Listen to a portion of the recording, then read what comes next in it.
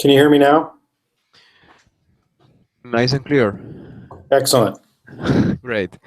I wanted to ask you if you can walk me through the setting up of the development environment. You know, for dummies. Right. Um, so hopefully I can.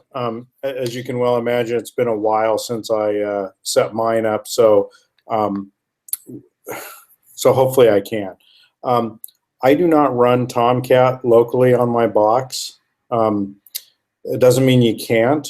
Uh, I know Nick used to run Tomcat on his box. The only thing I run locally is Postgres, so that I have that available. Um, and so really what I run source tree, as we saw before, and connect that to my Git repository. And you'll have to kind of guide me where you want um, more information, but I'm kind of making the assumption that you've either been able to use a command line Git to download things, or you're using a graphical tool, which I would recommend. I can use the command line. I used GitHub before, and I'm pretty comfortable using the command line. Right now, I am. Let me share my screen. No, no, no. Okay. Yeah, okay. Let me share my screen. Desktop. Okay. Yeah, okay. What? What is going on? Hangouts. Okay. Right now I am. I Oh, okay. well. I think I cloned the project successfully. So what I wanted to know is, once I have IntelliJ installed, what do I do? Okay. Now, are you using the enterprise version or the community version? No, the community version. Okay. The only thing I want to mention about the community version is it uh, it doesn't necessarily support all the plugins for, like, I'm not sure if it supports this plugin for viewing the JSON stuff, which would only affect you in here. Um, I'm just trying to find it. So, like, if you were to look at this JSON file, there's a plugin that I, allows you to I, collapse. I can see you. I can see Oh, your yeah, screen. yeah. Let me share then. Um, Sorry about that. I'm going to share my entire screen again. You will see yourself. So in here in database scripts, there was this JSON file. The reason I have this is there's a plugin that allows you to nicely, um, manipulate these things. It tells you whether you have properly formed JSON. It allows you to kind of collapse things. You might be missing out on that with the version. And then I think the only other thing I've run into, because I used to run the community version as well, was some of these, like if I'm trying to run the appliance and I run it under Jetty. So I did install Jetty. Let's just go look at what this configuration, this kind of allows you to fire this up, set it up, and basically fire it up. And I think there was, I probably had to go over into something else, but it allows you to kind of set these up and tie them with a server. So when you fire this up, it automatically fires up either Tomcat or Jetty or what you want, and then sets up debugging into it. And I'll show you in a minute um, what I used to do, but we'll just go into preferences, um, and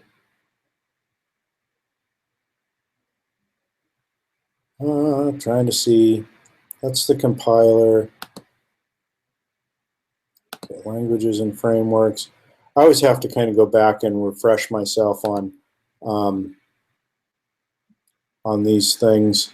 There weren't a lot of things that we had to, there's that JSON formatter that is one of the things some of these others may, like setting up the Sonar Cube, may not be available in the community edition. There's not a lot of things, but actually running against a server is a little more difficult in the community edition. I was trying to see where, I mean, I still think you get the Gradle stuff, application server. So yeah, this is where I, did a plus that I want to install Jetty. And where's my Jetty home? It's in my user directory in the distributions, that kind of thing, and which modules. So I had to set up this application server, and then that's kind of interesting. From the last one we did, Bamboo just told me that it finished building my, building the entire project. And we'll have to get Bamboo to send messages to HipChat or to Slack, but that's how it's tied right now. It sends a message here to HipChat. So anyway, that's the only difference I remember right now is some of these plugins. But what you should see, and the way I typically run it is, and you might have to do something when you set up your deal to show Gradle over here. I also end up using these databases from my local database, and you add a database, and I've connected this to my local one. So these are all local hosted. It can actually be tied to other ones as well. But when I run those Gradle tasks that build a local database, they should create something that's build created config or regular ones that aren't config for the tenant. So you see the different schemas here, and you should be able to either get to them with this or with the PG admin tool. I like using that, and those should be available to you, and they're kind of handy in your development environment. But since we're talking about IntelliJ, I use this databases one, and then I like this Gradle tab, and this is where I kick off a lot of the things that I do with Gradle when I build locally. And so, the important one at the top is the analytics main, and this builds the whole thing, or it cleans everything out and then builds it. These other ones I typically don't run because they're kind of sub targets, and it's really just the build and the clean. And so when you might have to, when you load this, tell it, what type of projects these are. I don't know if you import then into this, but you should see over here on this outside the analytics and then all this stuff when you're doing the, it's a project. I don't really use this structure tab too much, probably because there's nothing in it. Or I guess it shows you what, I guess this is kind of, never really used this too much. So kind of neat. Maybe I should use that more, but it's really, the main thing is this project tab for me, looking for stuff. I can search through the entire top level project for references. I can, look at just the module level. So all these are individual modules, that type of thing. As you can see, I have a lot of configurations. Most of these are for the admin tool, where I set up, one of these, and we can go look at what the configuration looks like for this. And it's like, what's the script path? What are the script parameters? So it's going to run this admin tool Groovy. It knows that it's a Groovy type. So when you add these, it's like, hey, these are ones that are going to run Groovy, and basically it's for sending into the script what the parameters are, tell it where the working directory is. There's also some stuff, and I think it may be when I've set these things up.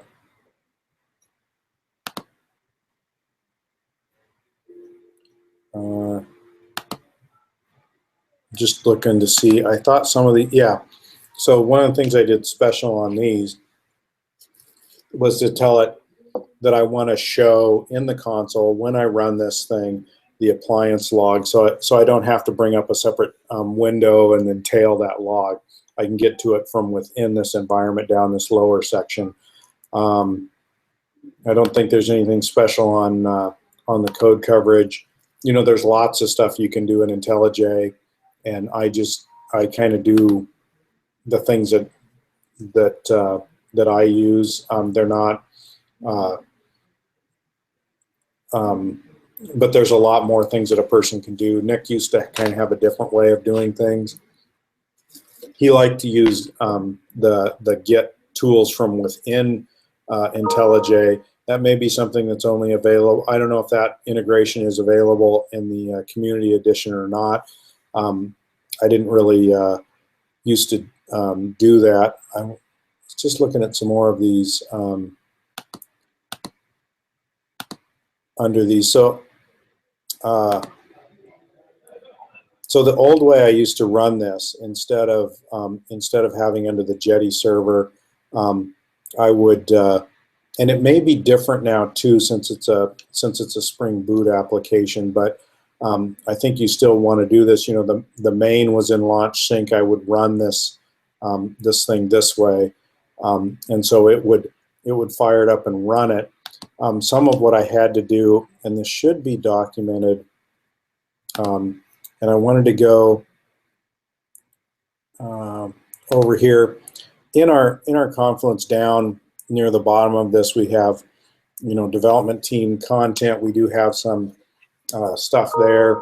We document DAS, some Pentaho stuff. This is where I put the analytics video.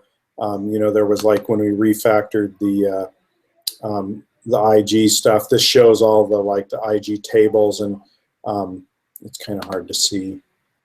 Kind of, you know, the real tables, or the staging tables, and then how they get, what staging tables get transferred into what data warehouse tables, kind of that reference. I know I'm getting a little far afield here, but I wanted to kind of go through Confluence and show you where you can find some stuff, and more specifically, the somewhat misnamed parent for less utilized pages. Now, this was Ravi's doing. It used to be called something else, and he just took everything and stuck it under here. So here's, and some of these are older, right? How to set up a build machine in a CentOS. There's still some good information in these pages. Old, how we played Ansible, and then and then there's that IntelliJ setup. It's a little older, but I think it's good. So this was one I had put together on how to debug appliance and service code. This was back in the 2.1. You know, so how you can create an ISO for your builds off your stuff, how to mount. Now, the configuration of the appliance is slightly different, but what I wanted to get to is running the service from the command line.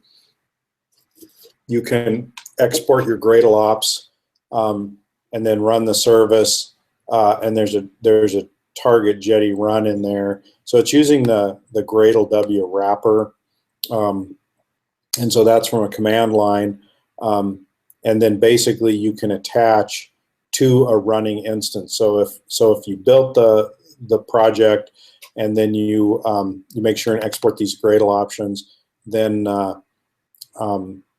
you can attach your debugger from IntelliJ to that running instance. So that running instance could be in your Vagrant box. So maybe you installed it there and it's running and you want to attach to it. You can do that. And so this was just how I used to do it from the community edition. Now I just have it launch and it automatically connects. But this was, and then this was just truncating the staging tables and stuff.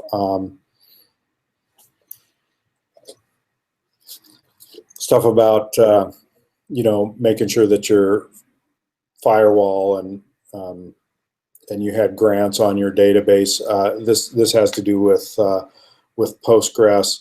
I think when you may want to, in your local Postgres, are you very familiar with configuring Postgres to allow? Not so much, but Okay, I can show you the couple of places that we do where that's affected. And then this was like if I'm running the analytics API and I just want to test, I end up getting a REST client, however you want to do it. You could use curl commands or whatever, but this message may not be the proper format right now. But basically, in a REST client, you can connect to, like, let's say you want to send the complete message. It takes a post and then it takes a body with various things, and so and then it should return okay if the tenant's valid, and you can view the results by looking at the log, also looking at the response you get back. So that was kind of, I hate how this thing always moves whenever you go into anything. Let's just look at the IntelliJ setup. Now this is quite old because Josh did this a long time ago.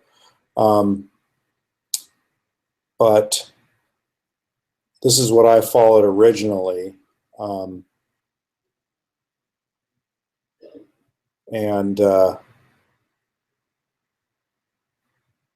so this might help.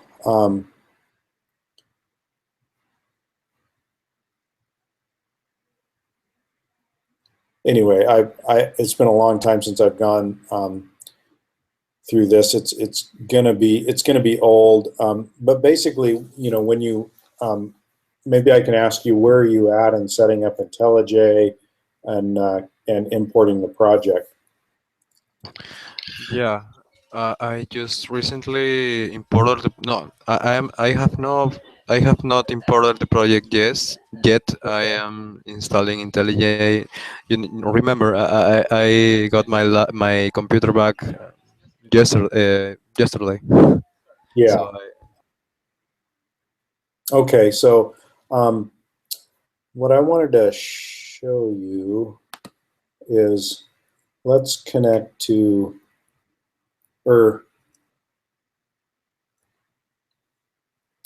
I don't know if I should show you. Let's just go to, I just want to connect to this box here.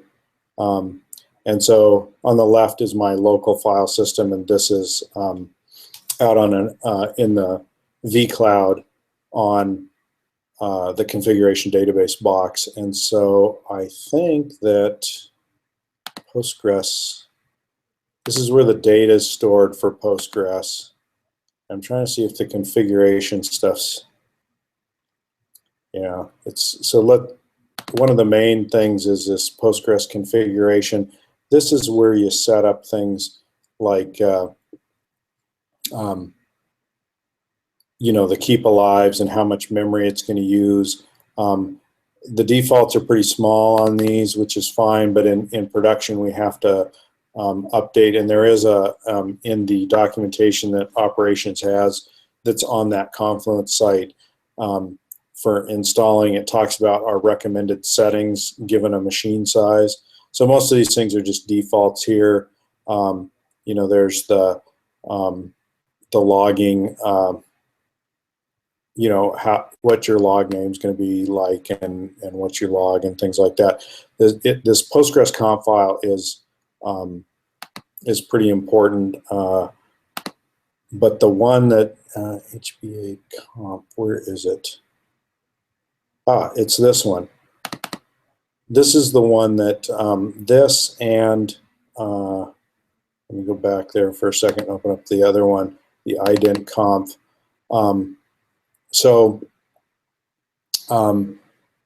Sometimes you want to have like map a system username to a Postgres name. That's where this is done. And if you read the Postgres documentation, they talk about this ident.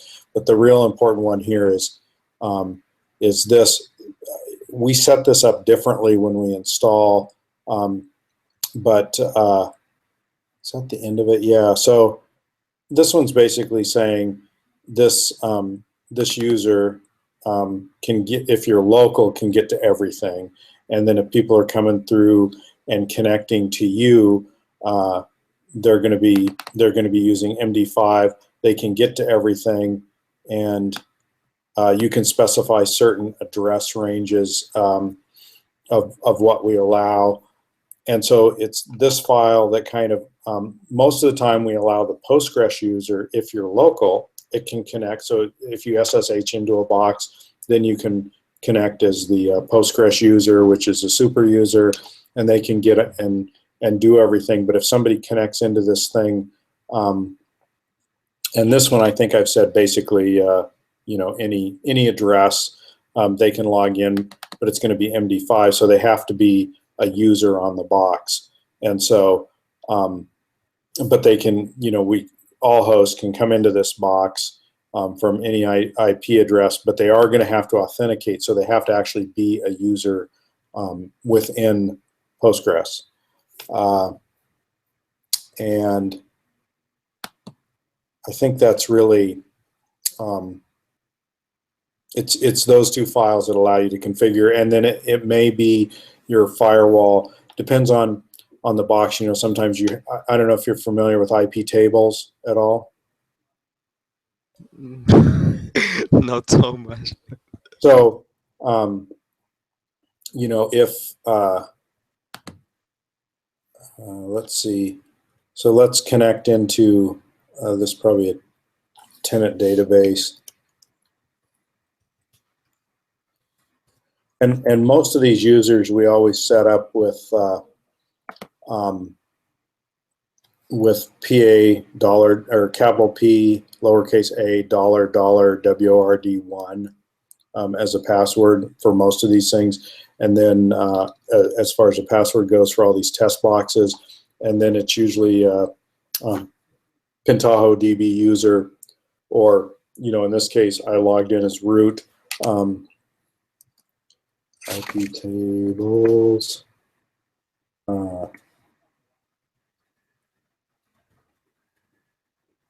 I think I'm looking for list. And so this would tell me that I've got really no firewall rules, but sometimes there's firewall rules set on this thing. And if you know, if you're trying to get into a Postgres database or something, it could be your IP tables. And so then there's, you know, for development environments, you just go in there and you say flush, and I think you can say then save on this, and it will remove all the rules. But on, you know, on other boxes, there may be firewall rules that are keeping you in. So this is all, you know, Linux, CentOS stuff. I'm not sure if the other derivations of Linux, I'm pretty sure they have IP tables as well, but just be aware that sometimes these firewall rules can cause havoc when you're trying to connect to things. So that's kind of a, you know, when you set up, but on your environment, if you're running locally, exit out of this, shouldn't have, you know, too many issues. Maybe, let me go back here. And then so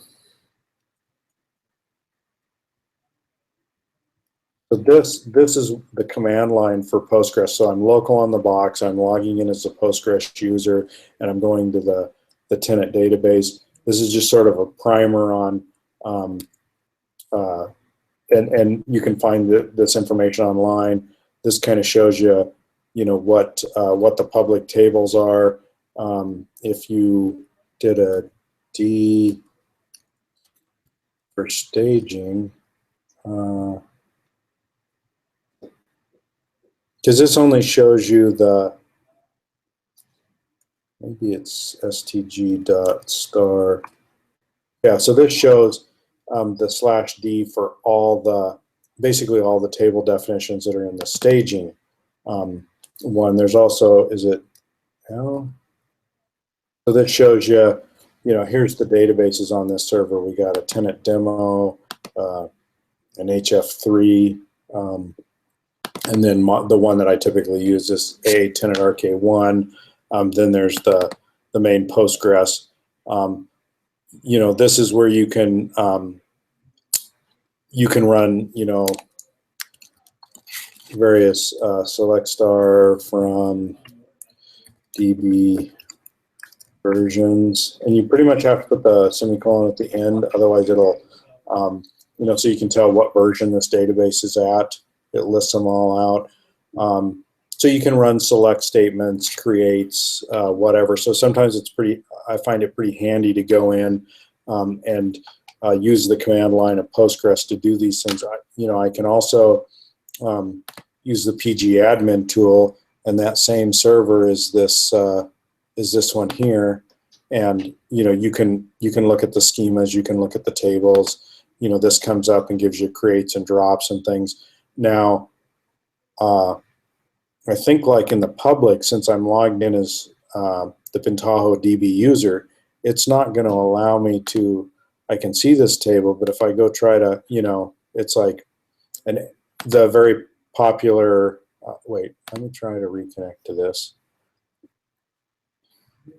Let's see if I can view data, and I think it's going to tell me that I don't have access to this, permission denied, because I'm not the owner and I don't have access to this as that particular user. So you could grant yourself permissions by logging into it and granting permissions, things like that. But the owner, you'll see the owner here is Postgres, whereas the owner on some of these other ones, it's just telling me that I have to reconnect. Doggone it. Let's refresh all this.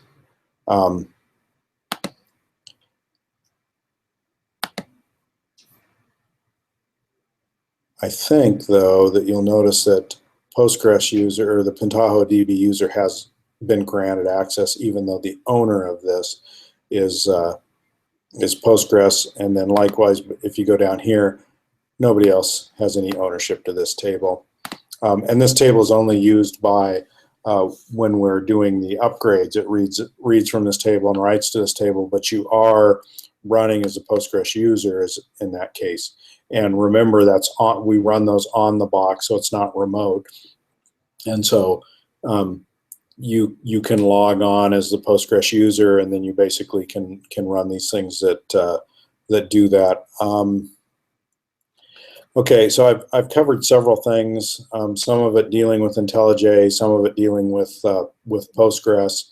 And I don't know, I guess I'll open it up to questions from you so that I can cover either specific things, or we can, we can switch over to your screen and try to set up your environment and get it going. So whatever you'd like to do.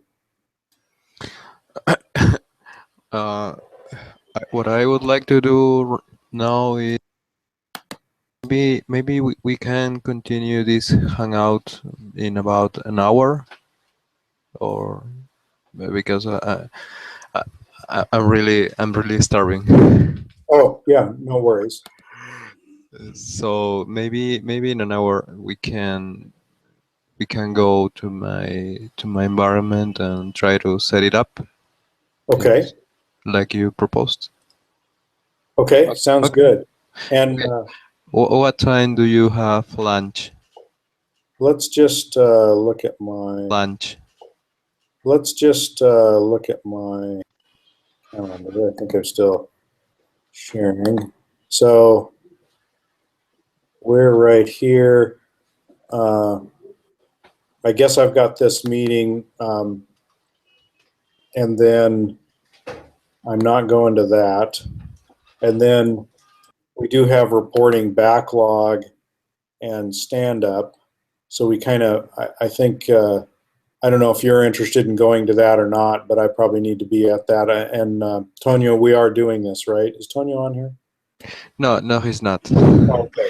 but I'm but pretty sure that, I am interested. okay, so probably here at noon, my time, we've got this. I don't think it's going to take this whole time. And then I've got this analyze, which is really our closure retro and stuff, but Ravi's not here. So you and I aren't going to do this. So we can use any time from between, I'm guessing 1:30 on. So why don't we plan on doing that then? Okay, sounds great to me. Okay, sounds good. So we'll just plan on that. You can put a meeting in if you want. I don't care if we don't have that, but anyway, we'll just plan on that, and I'll see you at the stand up and the sprint planning and stuff that Tonio's going to run. At least I'm Yeah. hoping. Yeah. See you then. See you then, and then we do my environment Yeah, and thing. and also maybe between now and sometime, just go in, do a code review on what we did earlier, just so you feel comfortable with that. Add a comment that says, I was here, or if you have, some specific comment, so that you play with that tool, and then you can approve it or not, as you see fit. But that'll kind of give you some familiarity with playing with the pull requests. Yeah. Sounds great. And I'm assuming I'm going to leave it up to you that you can get to Stash and the pull request and find where this thing is for Analytics Main.